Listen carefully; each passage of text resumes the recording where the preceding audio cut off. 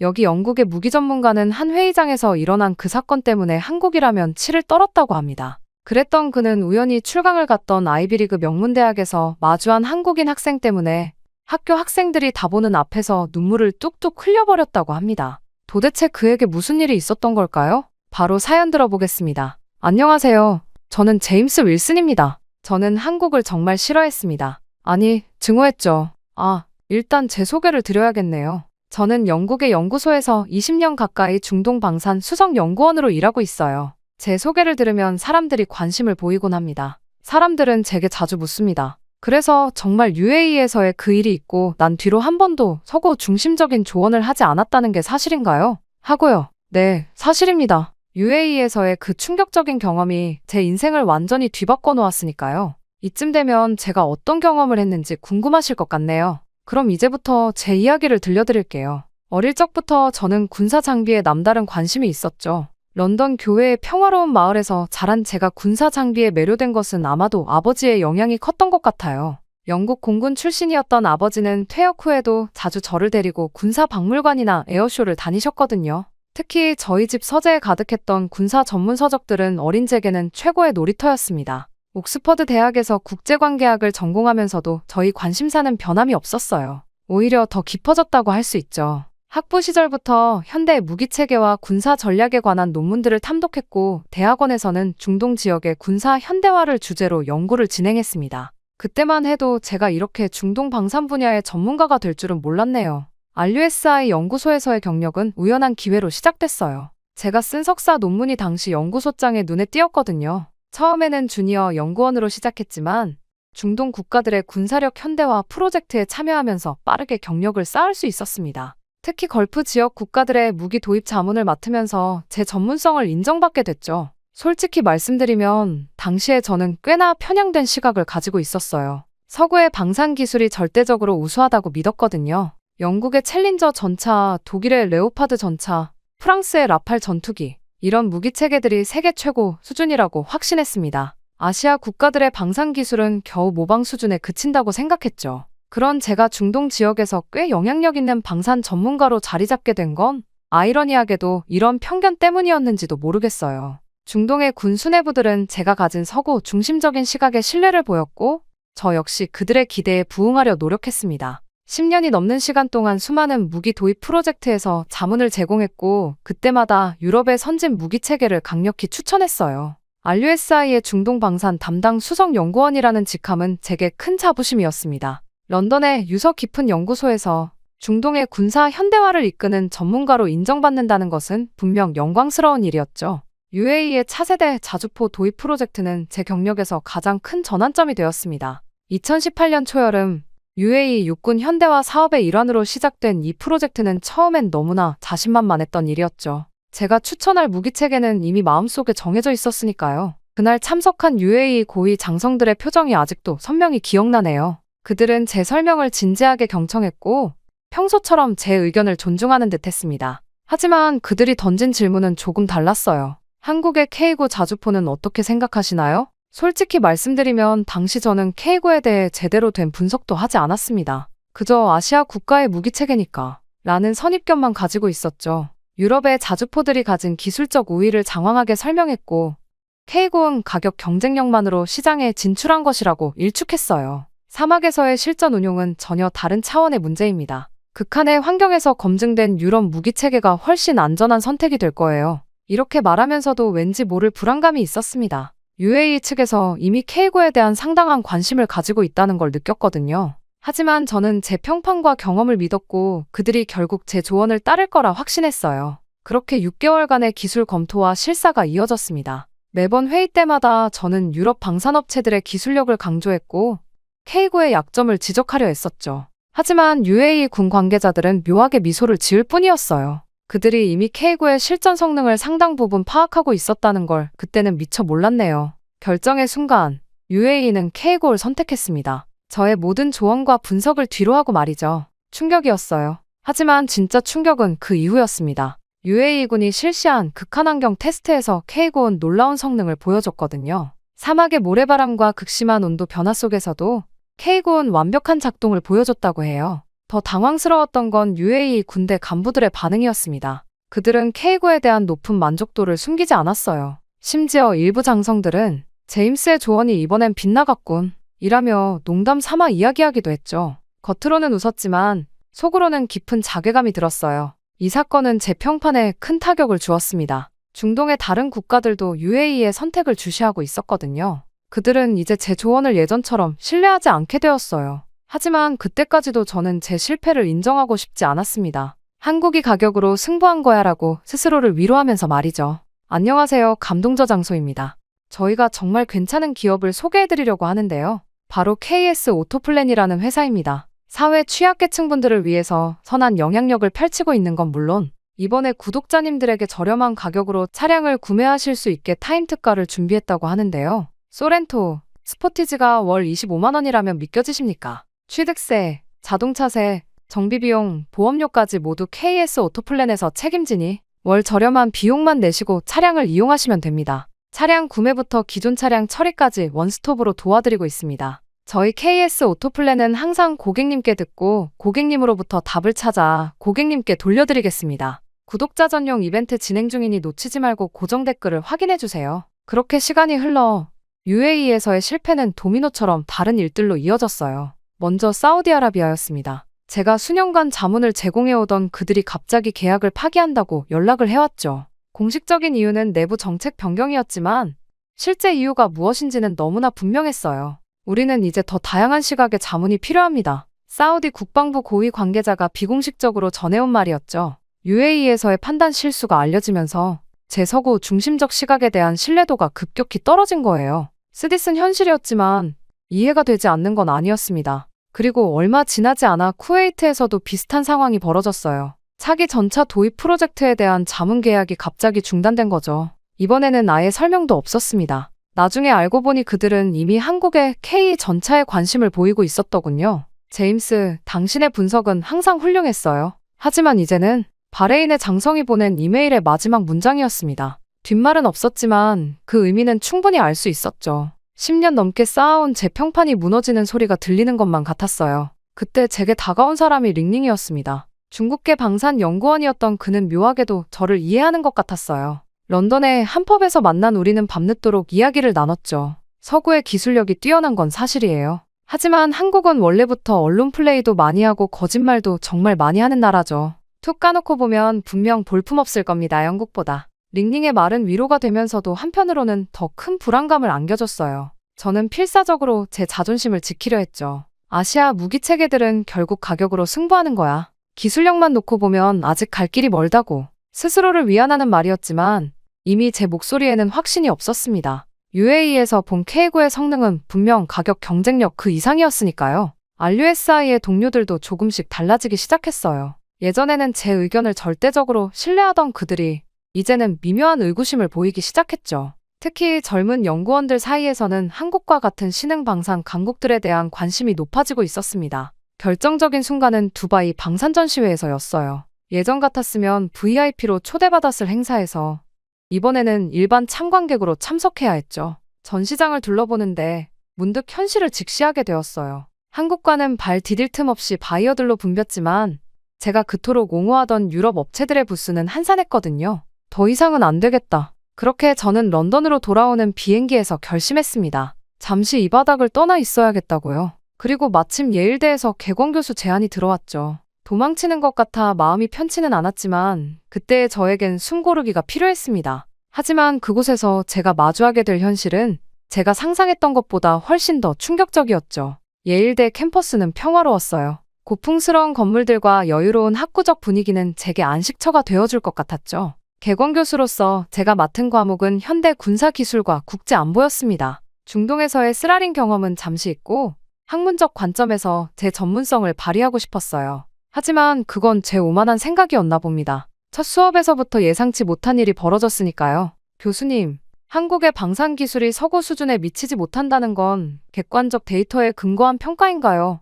아니면 개인적인 견해인가요? 검은 뿔테 안경을 쓴 한 학생이 날카로운 질문을 던졌어요. 나중에 알고 보니 그가 바로 민수였죠. 서울대를 졸업하고 예일대 박사과정에 와 있던 그는 제 수업의 모든 논지를 날카롭게 반박했어요. 당황스러웠지만 저는 제 입장을 고수했습니다. 오히려 더 강하게 서구 기술의 우월성을 주장했죠. 그리고 얼마 후 International Defense Review의 The Limitations of Asian Military Technology라는 제목의 논문을 기고했어요. 한국을 비롯한 아시아 국가들의 방산 기술이 여전히 모방 수준에 머물러 있다는 게 주된 내용이었죠. 제임스 교수님, 이건 학문적 분석이라기보다는 편견에 가깝습니다. 세미나실에서 민수가 제 논문을 정면으로 반박했어요. 그는 차분하지만 날카로운 목소리로 말을 이어갔습니다. K9 자주포의 자동화 시스템은 더 진보된 기술을 적용했고 극한환경 테스트에서도 우수한 성능을 입증했습니다. 교수님께서 UAE에서 직접 목격하신 것 아닌가요? 순간 제 얼굴이 붉어졌어요.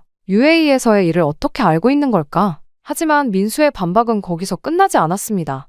개발 과정에서 보여준 한국의 기술력은 이미 세계적 수준입니다. 단순한 모방이 아닌 독자적인 기술 혁신이죠. 교수님의 논문은 이런 현실을 완전히 무시하고 있어요. 세미나실은 순식간에 긴장감으로 가득 찼습니다. 다른 학생들도 민수의 의견에 고개를 끄덕이는 게 보였어요. 저는 필사적으로 제 입장을 방어하려 했지만 준비해온 반론들이 하나둘 무너져 내렸죠. 그래도 실전 경험에서는 제가 마지막으로 꺼낸 카드였어요. 하지만 그때 세미나실 뒤쪽에서 한 목소리가 들려왔습니다. 그 점에 대해서는 제가 한 말씀 드려도 될까요? 고개를 돌려보니 텍사스 A&M 국방연구소의 베테랑 교수가 서 있었어요. 베트남전에 참전했던 그는 제가 미처 알지 못했던 충격적인 이야기를 들려주기 시작했습니다. 제임스 교수님, 1968년 베트남 퀴논에서의 일을 말씀드리고 싶군요. 그때 마이클 리처드슨 교수의 목소리는 차분했지만 세미나실의 공기는 순식간에 무거워졌습니다. 40년 넘게 텍사스 A&M 국방연구소에서 재직 중인 그는 베트남전 참전 경험이 있는 군사 전문가였죠.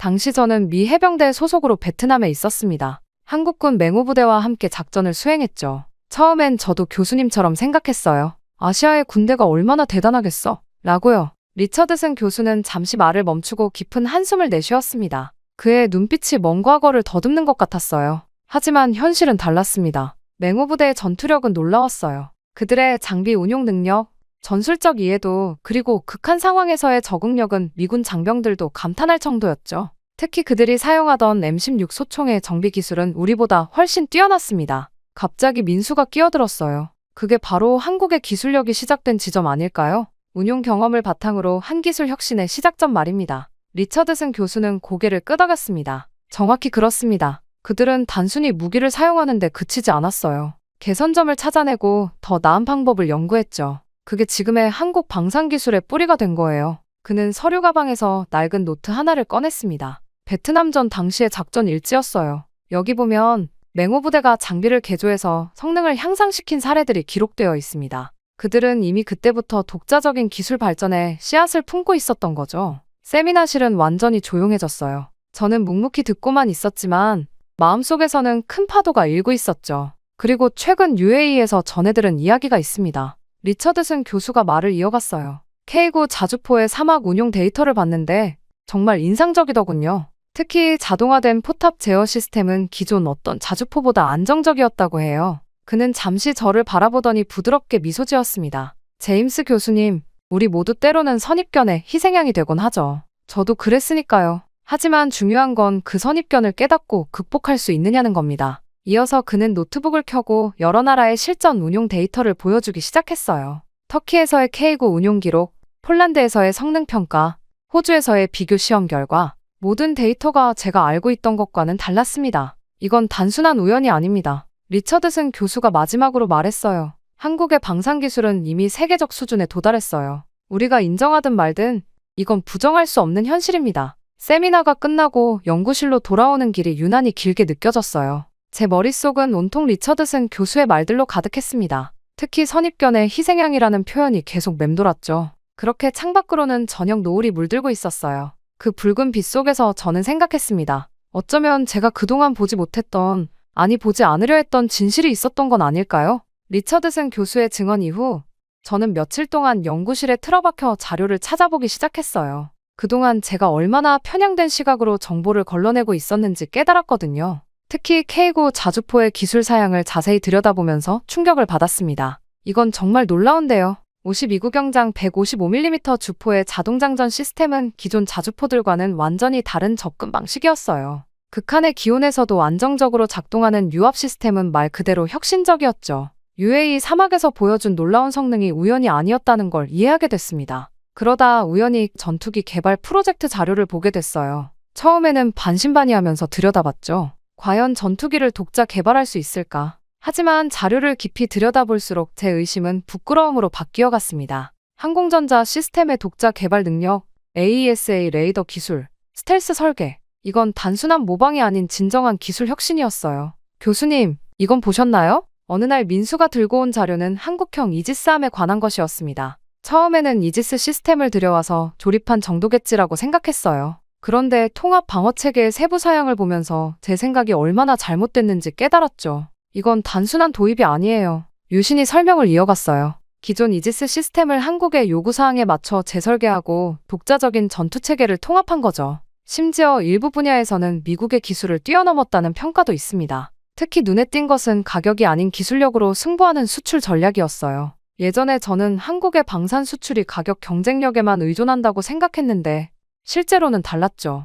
폴란드의 K9 도입 사례가 대표적이었습니다. 독일의 경쟁에서 기술적 우위를 인정받아 선택된 거였어요. 가격은 오히려 높았다고 하더군요. 결국 관건은 실전 운용 능력이에요. 폴란드 육군 소속 장교의 평가 보고서를 읽으면서 중얼거렸죠. 극한의 조건에서도 안정적으로 작동하는 시스템, 직관적인 운용체계, 뛰어난 정비성. 이런 게 진정한 경쟁력이구나. 연구를 거듭할수록 새로운 사실들이 계속 발견됐어요. 한국의 방산기술은 제가 생각했던 것보다 훨씬 더 깊이 있고 체계적이었습니다. 특히 인상적이었던 건 각 무기체계의 완성도였어요. 이건 마치 퍼즐 조각이 하나하나 맞춰지는 것 같네요. 밤늦게까지 자료를 검토하면서 제 머릿속에서도 퍼즐이 맞춰지기 시작했습니다. UAE에서의 실패는 우연이 아니었어요. 제가 진실을 보지 못했던 거죠. 아니, 어쩌면 보지 않으려 했던 걸지도 모르겠네요. 창밖으로 캠퍼스의 가로등이 하나둘 켜지기 시작했어요. 책상 위에 쌓인 자료들을 바라보며 생각했습니다. 이제는 더 이상 현실을 외면할 수 없겠다고요.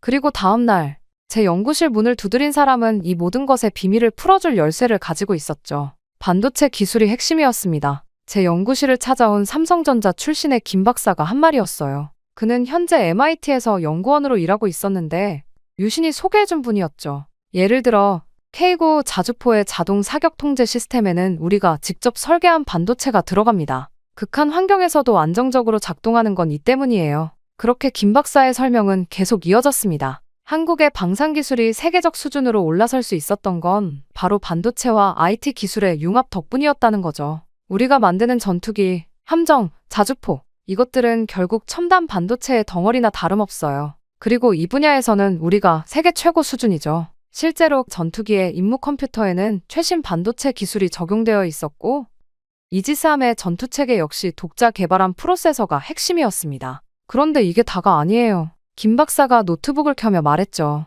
AI 기술을 보여드리겠습니다. 화면에는 드론 편대가 복잡한 패턴으로 비행하는 영상이 나왔어요. 그것들은 마치 살아있는 생명체처럼 유기적으로 움직였습니다. 이건 우리가 개발 중인 군집 드론 시스템입니다. AI가 실시간으로 각 드론의 역할을 조정하고 임무를 수행하죠. 4차 산업혁명 기술을 군사 분야에 적용한 좋은 예시라고 할 수 있죠. 놀라웠어요. 제가 알고 있던 한국의 모습과는 너무나 달랐으니까요. 사실 더 중요한 건 연구개발 생태계예요. 김 박사가 진지한 표정으로 말을 이었습니다. 우리는 독자적인 기술 개발을 위한 완벽한 시스템을 구축했거든요. 그의 설명에 따르면 한국의 방산 기술 발전은 크게 세 축으로 이루어져 있었어요. 첫째는 민간 기업들의 첨단 기술, 둘째는 국책연구소의 기초 연구, 그리고 셋째는 군의 실전 경험이었죠. 이 세 분야가 유기적으로 연결되어 있다는 게 핵심입니다. 예를 들어 삼성이나 LG의 센서 기술이 국방과학연구소로 전해지고 거기서 군사적 활용 방안이 연구되죠.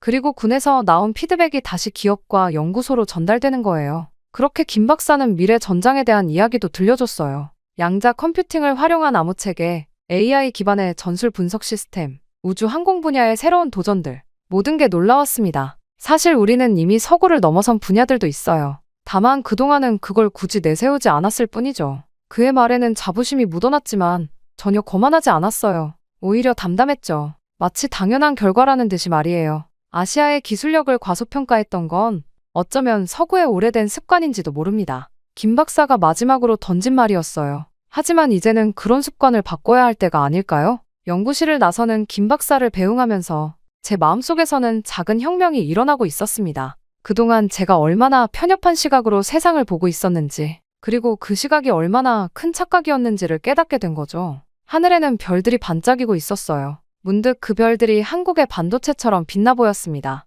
그리고 다음날 더 놀라운 소식이 저를 기다리고 있었죠. 아침 일찍 걸려온 영국 동료의 전화는 충격적인 내용이었어요. 제임스, BAE 시스템스가 한국의 하나와 기술 협력을 추진하고 있다네. 그것도 우리가 우위를 점하고 있다고 생각했던 분야에서 말이야. 처음에는 믿기지 않았습니다. BAE 시스템스는 영국이 자랑하는 최고의 방산 기업이었고, 제가 늘 그들의 기술력을 높이 평가했었거든요. 무슨 소리야? 어떤 분야인데? 차세대 해군 함정의 전투체계야. 특히 인공지능 기반 위협 분석 시스템 쪽에서 하나의 기술력이 하더군. 통화를 마치고 나서 바로 관련 자료를 찾아보기 시작했어요. 그리고 또 한 번 놀라지 않을 수 없었죠. BAE 시스템즈의 최고 기술 책임자가 한 인터뷰가 눈에 띄었거든요.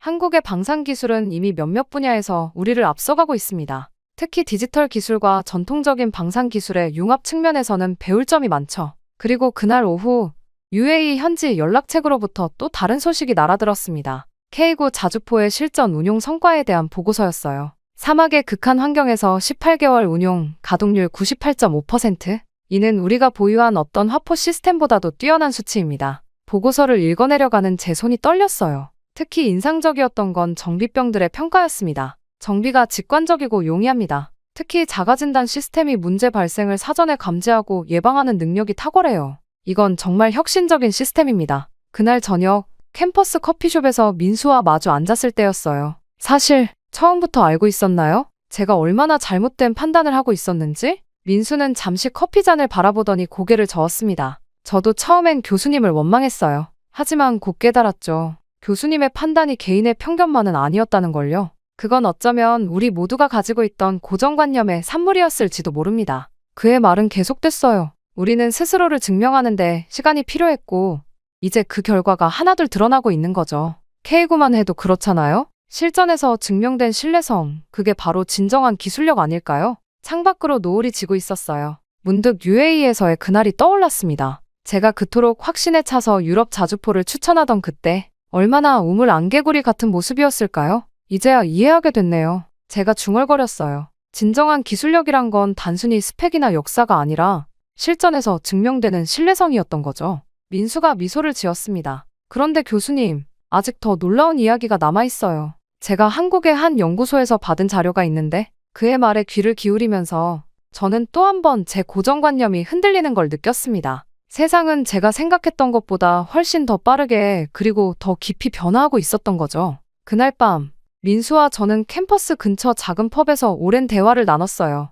처음으로 방어적인 태도를 완전히 내려놓고 진솔한 이야기를 나눌 수 있었죠. 사실 저는 궁금했어요. 민수가 맥주잔을 들며 말했습니다. 왜 그토록 한국의 기술력을 인정하지 않으려 하셨는지. 깊은 한숨이 나왔어요. 글쎄요. 어쩌면 내 전문가로서의 자존심 때문이었을지도 모르겠네요. 내가 그동안 믿어왔던 모든 것이 흔들리는 것 같았거든요. 밤이 깊어갈수록 대화는 더욱 깊어졌습니다. 민수는 한국 방산기술의 발전 과정을 상세히 들려주었어요. 그것은 제가 상상했던 것과는 완전히 다른 이야기였죠. 우리는 처음부터 독자적인 길을 걸으려 했어요. 단순한 모방이나 도입이 아닌 우리만의 방식으로 문제를 해결하려 했죠. 그의 설명은 계속됐습니다. 한국이 어떻게 독자적인 기술을 발전시켜 왔는지, 그 과정에서 어떤 시행착오를 겪었는지, 특히 인상적이었던 건 그들의 접근 방식이었어요. 예를 들어 K9 자주포의 경우 우리는 단순히 기존 자주포들을 벤치마킹하는데 그치지 않았어요. 우리 군의 실전 운용 환경과 요구사항을 철저히 분석하고 거기에 맞는 완전히 새로운 시스템을 설계했죠.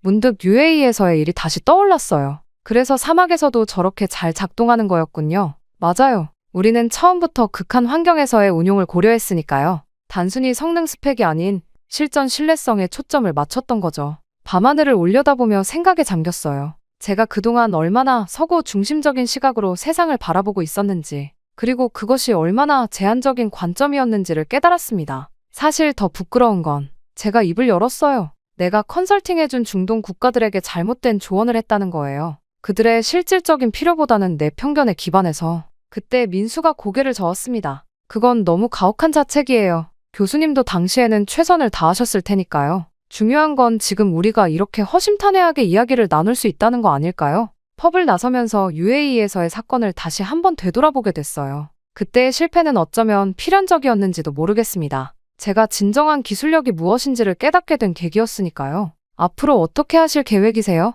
캠퍼스로 돌아가는 길에 민수가 물었어요. 잠시 생각에 잠겼다가 대답했습니다. 글쎄요. 아마도 처음부터 다시 시작해야 할 것 같네요. 이번에는 모든 편견을 내려놓고 있는 그대로의 현실을 보려고요. 그날 밤 연구실로 돌아와 오래된 노트들을 정리하면서 생각했어요. 이제는 정말 새로운 시작이 필요한 때구나. 그리고 다음날 아침 예상치 못한 제안이 저를 기다리고 있었죠. 아침 일찍 연구실 문을 두드린 건 민수와 동료들이었어요. 그들의 제안은 의외였습니다. 한국과 서구의 방산 기술을 비교 분석하는 공동 연구를 해보는 게 어떨까요? 교수님의 서구 방산에 대한 깊은 이해와 우리의 한국 방산 지식이 만나면 정말 의미 있는 연구가 될 것 같은데요. 순간 머릿속이 복잡해졌어요. 제가 과연 자격이 있을까 하는 생각도 들었죠. 하지만 민수의 다음 말에 마음이 움직였습니다. 교수님처럼 두세 개를 모두 경험하신 분은 많지 않아요. 특히 편견을 극복하고 새로운 시각을 가지게 된 과정. 그 자체가 의미 있는 연구 주제가 될 수 있을 것 같아요.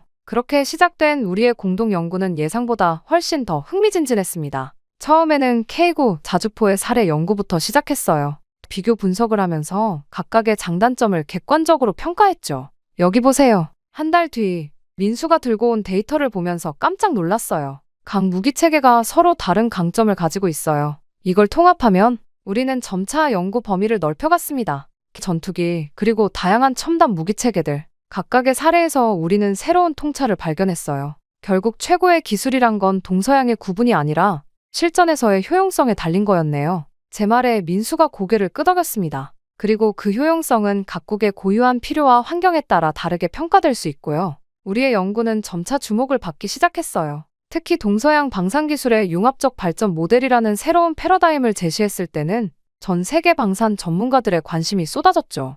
이제는 어느 한쪽이 우위에 있다고 말할 수 없어요. 연구를 주목받으며 초대받게 되었던 한 세미나에서 제가 발표를 마무리하며 한 말이었습니다. 우리는 서로에게서 배우고 그것을 바탕으로 더 나은 기술을 만들어가야 해요. 저는 세미나장을 나서며 지금까지 있었던 모든 여정들을 되돌아보았습니다. 한국의 방산기술을 통해 제가 얻은 가장 큰 깨달음은 진정한 기술력이란 무엇인가에 대한 것이었습니다. 그동안 저는 기술력을 평가할 때 너무나 단순한 잣대를 들이대고 있었어요. 오랜 역사, 전통적인 명성, 그리고 서구라는 이름값. 하지만 이제는 알게 되었죠. 진정한 기술력이란 실전에서의 신뢰성과 혁신의 끊임없는 추구에서 나온다는 것을. 한국의 방산기술은 단순한 추격자가 아니었습니다. 그들은 처음부터 자신들만의 길을 개척하고 있었어요. 반도체와 IT 기술을 무기체계에 접목시키고 극한의 환경에서도 완벽하게 작동하는 시스템을 만들어내는 그들만의 방식. 그것은 분명 혁신 그 자체였죠. 특히 인상 깊었던 것은 그들의 겸손한 자세였어요. 세계 최고 수준의 기술력을 보유하고 있으면서도 그들은 결코 오만하지 않았습니다. 대신 끊임없이 개선점을 찾고 더 나은 방향을 모색했죠. 이런 태도야말로 제가 전문가로서 가져야 할 자세였다는 걸 이제야 깨닫게 되었습니다. 결국 이 모든 경험은 제게 새로운 시각을 선물해 주었어요. 이제 저는 동양과 서양, 선진국과 후발국이라는 구시대적 구분을 넘어 각자의 강점과 특색을 가진 다양한 기술 발전의 모델이 존재한다는 것을 알게 되었습니다. 그리고 이러한 다양성이야말로 미래 방산기술 발전의 원동력이 될 것이라 확신해요. 제 인생의 가장 큰 실패라고 생각했던 UAE에서의 경험이 오히려 제게는 가장 값진 깨달음을 준 순간이 되었네요. 때로는 우리의 가장 큰 실수가 가장 큰 배움의 기회가 되기도 하는 모양입니다. 제 이야기는 여기까지입니다. 길다면 길었던 이야기를 다 들어주신 분들께 감사의 말씀 전하고 싶습니다. 행복하세요. 한국인은 뒤통수치기 전문인 국가 아니었어. 지금이라도 중국으로 진출하는 게 태국 경제가 살아나는 길이야. 여기 태국 유명한 호텔의 호텔리어가 한국의 배신 때문에 100억 프로젝트가 무너졌다며 분노하고 있습니다. 이 호텔리어는 한국이 착각하고 있는 게 있다며 한국의 상위 대체제는 중국이라고 선언하고 베이징으로 떠나는데요. 중국의 특급 호텔에서 프로젝트를 기획하며 한국의 실체를 SNS에 고발하던 그녀는 얼마 지나지 않아 엄청난 충격에 휩싸인다고 합니다. 대체 이 호텔리어에겐 무슨 일이 있던 걸까요? 오늘의 사연 들어보겠습니다. 안녕하세요. 제 이름은 린다입니다. 저는 태국에서 가장 큰 호텔 그룹 중 하나인 센타라에서 근무하고 있어요. 그리고 저희 아버지는 여러 개의 호텔을 거느린 그룹 회장으로 아버지를 보고 자란 덕인지 어릴 때부터 호텔리어의 꿈을 키워왔는데 그 시작은 아주 특별했습니다. 한국인 때문이었거든요. 제가 12살 때였어요. 아버지께서 운영하시는 호텔 로비에 앉아있던 저는 전 세계 각지에서 온 손님들을 바라보고 있었죠. 그때 한 한국인 할머니께서 길을 잃어 당황해하시는 모습이 보였어요. 저는 용기를 내어 다가갔습니다. 할머니, 제가 도와드릴까요? 저는 서툰 영어로 대화를 나누며 할머니를 객실까지 모셨습니다. 할머니는 떠나시기 전날 저에게 작은 선물을 주셨어요. 둥글둥글하고 예쁜 한국 전통 부채였는데 거기에 있는 쪽지엔 이런 글이 적혀 있었습니다. 당신의 친절함이 세상을 더 아름답게 만들어요. 그때부터였을까요? 호텔이라는 곳에 빠져들기 시작했습니다. 고등학교를 졸업할 때까지 아버지의 호텔에서 아르바이트를 하며 경험을 쌓았어요. 리셉션에서 체크인 업무를 돕고 레스토랑에서 서빙도 했죠. 손님들의 미소를 볼 때마다 가슴이 벅찼습니다. 린다, 호텔리어가 되고 싶다고. 어느 날 저녁 아버지께서 물으셨죠. 네, 아버지. 저 꼭 호텔리어가 될 거예요. 그래, 그러면 네가 세계 최고의 교육을 받았으면 좋겠구나. 그렇게 저는 스위스 글리온 호텔경영대학에 진학하게 됐습니다. 입학하던 날 푸른 알프스 산맥을 배경으로 한 캠퍼스는 마치 동화 속 성 같았어요. 하지만 그곳에서의 생활은 결코 쉽지 않았습니다. 매일 새벽 5시 기상, 완벽한 유니폼 착용을 위해 구두도 반드시 구두약을 발라 광을 내야 했죠. 조금이라도 늦으면 그날의 실습 참여가 제한됐으니까요. 린다, 이 와인의 특징을 설명해보렴. 와인 수업에서 교수님이 물으셨어요. 네, 이 와인은 2015년산 보르도 지역의 카베르네 소비뇽으로 블랙베리와 바닐라 향이 조화롭게 어우러져 있습니다. 탄닌이 부드럽고 훌륭해. 넌 타고난 감각이 있어. 그리고 레스토랑 서비스 실습도 쉽지 않았습니다. 손님 역할을 하시는 교수님들은 정말 까다로우셨어요. 포크의 방향이 1도라도 틀어져 있으면 지적을 받았죠. 하지만 그런 엄격한 교육 덕분에 저는 빠르게 성장할 수 있었습니다. 그렇게 3년간의 고된 생활 끝에 저는 수석으로 졸업했어요. 졸업식장에서 아버지는 처음으로 제 앞에서 눈물을 보이셨습니다. 자랑스럽다, 내 딸. 이제 진정한 시작이란다. 그리고 태국의 가장 유명한 호텔 그룹 중 하나인 센타라에 합격한 후 저는 놀라운 속도로 성장했어요. 첫 프로젝트였던 방콕 시내 부티크 호텔 리모델링이 대성공을 거두면서 그룹 내에서 주목받기 시작했습니다. 린다, 이번 리모델링은 정말 대단했어요. 객실 점유율이 30%나 상승했다고요. 동료들의 칭찬에 힘입어 저는 더 큰 프로젝트들을 맡게 됐습니다. 푸켓의 리조트 신축 프로젝트, 치앙마이 호텔 인수 작업까지 모든 것이 순조로웠죠. 호텔 경영 컨설팅 사업도 시작했는데 놀랍게도 1년 만에 연매출 3천만 달러를 달성했습니다. 그러던 어느 날 부사장님께서 저를 호출하셨어요. 린다, 서울에 새로 오픈할 특급 호텔 프로젝트 총괄을 맡아주었으면 하는데. 서울 프로젝트라니요? 한국은 지금 관광 산업이 급성장하는 시장이야. 우리 그룹의 미래가 걸린 중요한 프로젝트지. 한국이라니. 가슴이 두근거렸습니다. 어릴 적 그 할머니도 생각이 났어요. 그렇게 한국의 호텔 산업을 연구하면서 많은 것을 배웠어요. 그들의 체계적인 시스템, 완벽을 추구하는 서비스 정신, 모든 것이 감탄스러웠죠. 하지만 행복은 오래가지 않았습니다. 어느 날 아침 한 통의 전화가 걸려왔어요. 린다님, 큰 문제가 생겼습니다. 서울 프로젝트 담당자의 목소리가 떨렸어요. 비자 심사가 갑자기 강화되어서. 네? 무슨 말씀이신가요? 순간 머리가 하얘졌습니다. 수개월간 준비해온 프로젝트가 무산될 위기에 처한 거예요. 태국 내에서 벤코리아 시위가 격해지고 있었고 SNS에서도 이미 반한 정서가 들끓었습니다. 태국 상류층 고객들이 한국 호텔 예약을 줄줄이 취소하기 시작한 거예요. 우리 통러 주민들은 더 이상 한국 호텔을 이용하지 않기로 했습니다. 우리를 무시하는 나라에 우리가 돈을 쓸 이유가 없죠. 태국인 차별이다. 더 이상 한국에 가지 말자는 댓글이 폭주했어요. 저는 오래도록 준비한 이 프로젝트의 스트레스가 이만저만이 아니었습니다. 아니, 서울 호텔에서도 좀 도와줄 수 없는 건가요? 뉴스에서 한국의 실체에 대해 본 저는 다 변명으로 들렸습니다. 태국 노동자들의 인권을 유린하고 노동력을 착취했다고요. 정말 배신감이 들더군요. 결국 저도 그 분위기에 휩쓸리고 말았습니다. SNS에서 본반한 시위 장면들이 저를 자극했고 벤코리아 운동에 동참하게 됐죠. 우리도 더 이상 한국과 거래하지 맙시다. 벤코리아, 제가 올린 글이 순식간에 10만 리트윗을 넘었어요. 태국 최대 호텔 그룹 회장의 딸이 벤코리아 운동에 동참했다는 뉴스가 전국으로 퍼져나갔죠. 파트너사들의 반응도 즉각적이었습니다. 린다님, 저희도 계약을 재검토해야 할 것 같습니다. 시장 분위기가 이런데 프로젝트를 계속 진행하기는 어려울 것 같네요. 한국의 파트너사 대표님도 답답한 마음을 전해왔어요. 린다 씨, 우리가 어떻게 하면 좋을까요? 이건 분명히 오해입니다. 한국은 결코 태국을 차별하지 않아요. 하지만 이미 사태는 걷잡을 수 없이 커져버렸어요. 투자자들이 하나둘 발을 빼기 시작했고 계약 파기 위약금을 검토하자는 이야기까지 나왔죠. 린다, 이대로 가다간 한국 때문에 우리 그룹의 신용도 모두 잃을 수 있어. 아버지의 목소리가 무거웠어요. 다른 시장을 알아보는 게 어떻겠니? 중국도 나쁘지 않을 것 같았어요. 중국도 엄청 큰 시장이잖아요. 베이징에 도착하자마자 저는 럭셔리 호텔들을 둘러보기 시작했습니다.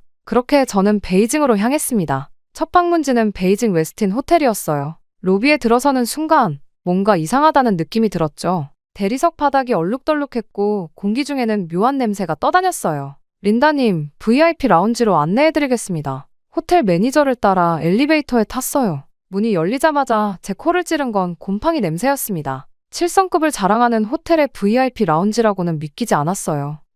이 냄새는 뭔가요? 아, 습도 때문에 좀 그렇습니다. 곧 해결될 거예요. 하지만 더 놀라운 건 따로 있었어요. VIP 라운지의 뷔페 코너에서는 믿기 힘든 광경이 펼쳐지고 있었거든요. 한 손님이 접시에 음식을 산처럼 쌓아 올리고 있었어요. 디저트 접시에 메인 요리를 올리고 그 위에 또 다른 디저트를 마구 쌓아 올리는 시기였죠. 더 충격적인 건 그 다음이었어요. 어떤 손님이 조심스레 주변을 살핀 후 가방에서 비닐봉지를 꺼내더니 음식을 담기 시작하는 거예요. 저기요, 손님이 음식을? 쉿, 린다님, 제발요. 저희도 알지만 어쩔 수 없어요. 그리고 화장실에 들어갔을 때는 정말 충격이었습니다. 바닥은 끈적거렸고 세면대 주변은 물이 널브러져 있었어요. 변기 주변은 차마 설명하기도 힘든 상태였죠. 매일 청소하시는 거 맞나요? 물론이죠. 하루에 3번이나 하는걸요. 하지만 손님들이 워낙 험하게 쓰셔서요. 다음날 방문한 고급 레스토랑의 모습은 더욱 충격적이었습니다. 웨이터가 안내하는 순서도 무시한 채 손님들이 마음대로 자리를 옮겨 다녔어요.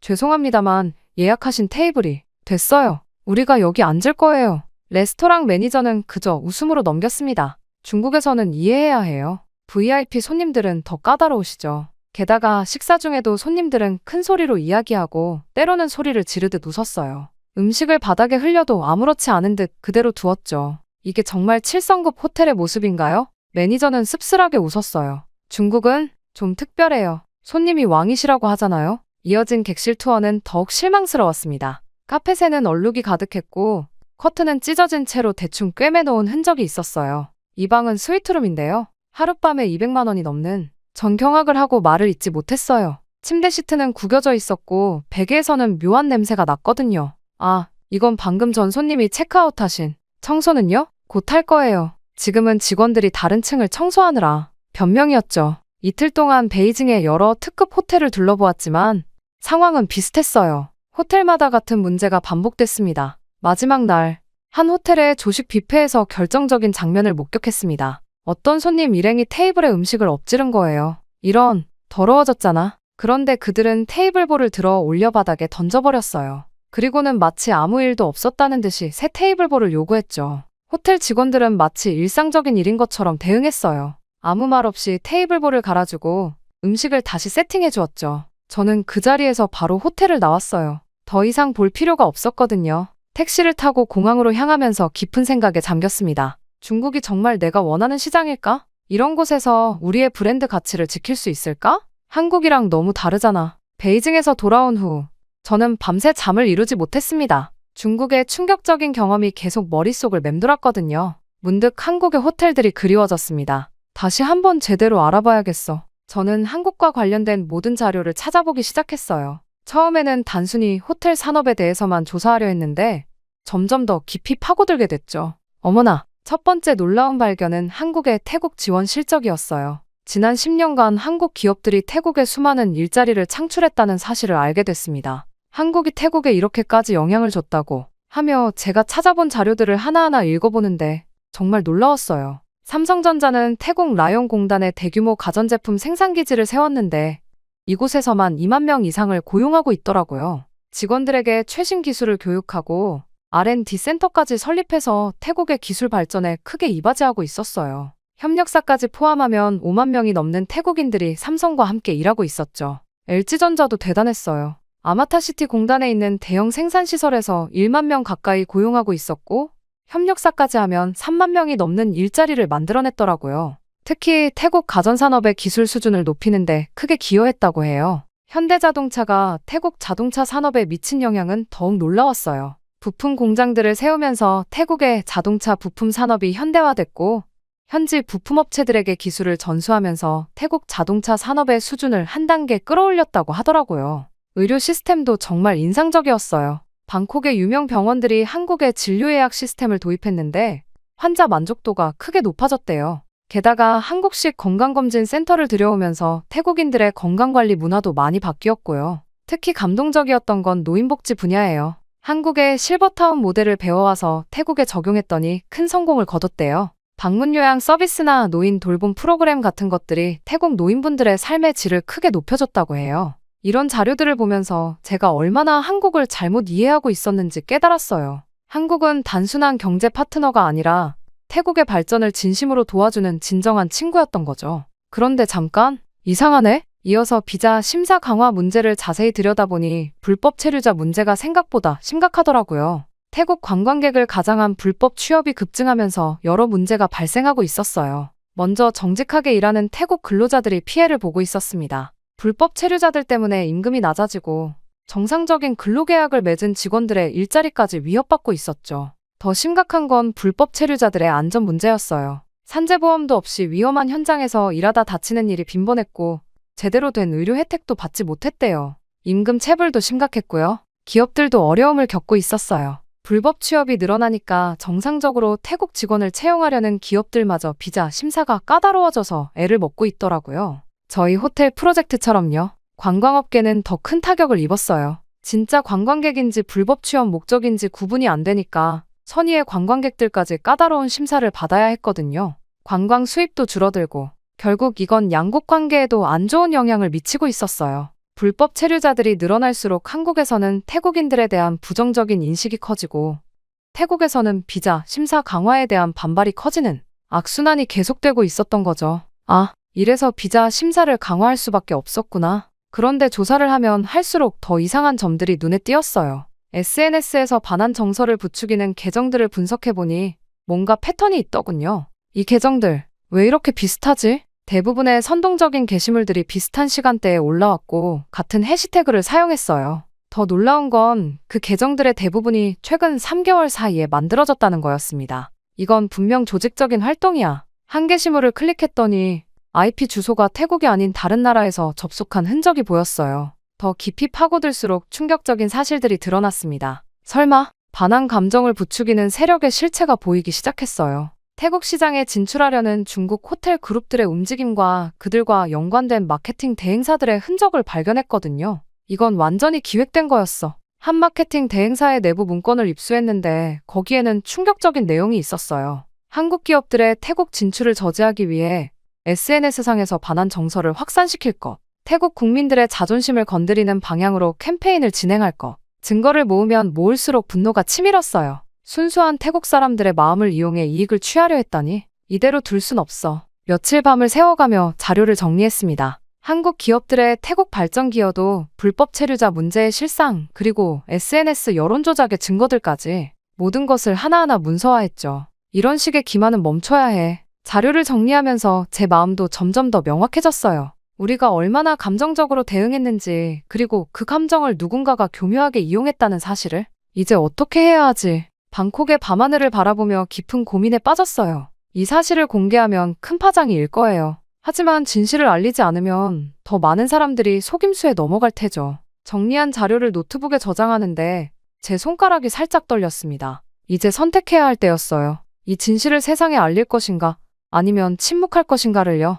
그리고 저는 진실을 폭로하기로 결심했어요. 며칠 동안 정리한 자료들을 SNS에 올리기 시작했습니다. 첫 번째 게시물을 올리는 순간 조금 떨리더군요. 태국 국민 여러분께 전합니다. 우리는 지금 누군가의 거대한 기만에 속고 있습니다. 한국에 대한 우리의 분노가 어떻게 조작되었는지 그 증거를 공개하겠습니다. 올린 지 몇 분 되지 않아 갑자기 댓글이 폭주하기 시작했죠. 배신자, 중국을 모함하는 거야. 한국에 돈 받았냐? 하지만 저는 멈추지 않았어요. 두 번째 게시물에는 반한 시위의 실체를 공개했습니다. 시위 참가자들에게 돈을 주고 동원했다는 증거, 중국 마케팅 대행사의 내부 문건까지요. 그날 저녁 아버지께서 격분하신 목소리로 전화를 하셨어요. 린다, 당장 그 글들을 내려라. 우리 가문의 체면이 땅에 떨어졌다. 하지만 아버지, 이건 진실이에요. 진실? 내가 지금 우리 업계 전체를 위험에 빠뜨리고 있다는 걸 모르나? 그리고 채 1시간도 지나지 않아 태국호텔협회 회장님께서 전화를 주셨습니다. 린다, 자네가 미쳤나? 중국 자본이 우리 호텔 업계의 핏줄이라는 걸 모르나?